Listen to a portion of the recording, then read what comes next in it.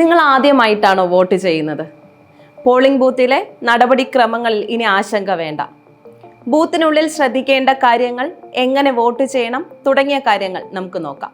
ബൂത്തിനുള്ളിൽ polling ഓഫീസറുടെ മുന്നിൽ എത്തിക്കഴിഞ്ഞാൽ വോട്ടറുടെ തിരിച്ചറിയൽ കാർഡും സ്ലിപ്പിലെ ക്രമനമ്പറും പരിശോധിച്ച് അദ്ദേഹം പട്ടികയിൽ പേരുണ്ടെന്ന് ഉറപ്പുവരുത്തുന്നു. ക്രമനമ്പറും പേരും അദ്ദേഹം ഉറക്കെ വിളിച്ചു പറയുന്നു. അതേസമയം പോളിംഗ് ഏജന്റുമാർ അവരുടെ കൈവശമുള്ള പട്ടിക പരിശോധിച്ച് ശരിയായ വോട്ടറാണ് നമ്മളെന്ന് ഉറപ്പുവരുത്തുന്നു. ശേഷം വോട്ടർ സെക്കൻഡ് പോളിംഗ് ഓഫീസറുടെ അടുത്തെത്തുന്നു. ഇടത് കൈയിലെ ചൂണ്ടുവിരലിൽ മഷി പുരട്ടുന്നു. 17A എന്ന വോട്ടർമാരുടെ രജിസ്റ്ററിൽ വോട്ടറുടെ ക്രമനമ്പർ എഴുതുന്നു. വോട്ടറെ കൊണ്ട് രജിസ്റ്ററിൽ ഒപ്പുവയ്പ്പിക്കുന്നതിന് മുമ്പ് വോട്ടർ തിരിച്ചറിയൽ കാർഡ് ആണെങ്കിൽ EP എന്ന ഇംഗ്ലീഷിലും മറ്റ് കാർഡുകളാണെങ്കിൽ അതിൻ്റെ പേരും അതിൻ്റെ അവസാന 4 അക്ക നമ്പറും എഴുതുന്നു. വോട്ടേഴ്സ് സ്ലിപ്പ് നൽകുന്നു. വോട്ടിംഗ് മെഷീൻ്റെ ചുമതലയുള്ള പോളിംഗ് ഓഫീസർ കൈവിരലിലെ മഷി പരിശോധിക്കുന്നു. കൺട്രോൾ യൂണിറ്റിലെ ബാലറ്റ് ബട്ടൺ അമർത്തുന്നു.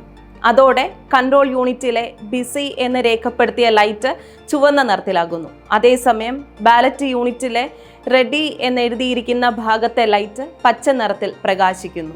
തുടർന്ന് വോട്ടർ കൗണ്ടറിൽ വോട്ടർ പ്രവേശിക്കുന്നു. താൻ തിരഞ്ഞെടുക്കുന്ന സ്ഥാനാർത്ഥിയുടെ പേരും ചിഹ്നവും രേഖപ്പെടുത്തിയിരിക്കുന്നതിന് നേരെയുള്ള നീല ബട്ടൺ അമർത്തുന്നു. ഇതോടെ റെഡി ലൈറ്റ് അണയുന്നു. സ്ഥാനാർത്ഥിയുടെ പേരിനു സമീപത്തെ നീല ബട്ടന് സമീപത്തുള്ള ലൈറ്റ് ചുവപ്പ് നിറത്തിൽ പ്രകാശിക്കുന്നു.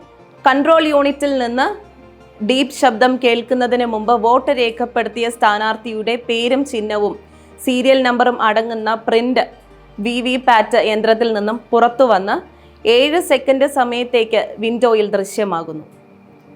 സെക്കൻഡുകൾക്കുള്ളിൽ ബാലറ്റ് യൂണിറ്റിൽ സ്ഥാനാർത്ഥിയുടെ ബട്ടന് നേരെയുള്ള ചുവപ്പ് ലൈറ്റും കൺട്രോൾ യൂണിറ്റിലെ ബിസി ലൈറ്റും അണയുകയും ബീപ് ശബ്ദം നിലയ്ക്കുകയും ചെയ്യുന്നു. ശേഷം നടപടികളുടെ മേൽ ചുമതല പ്രിസൈഡിംഗ് ഓഫീസർക്ക്.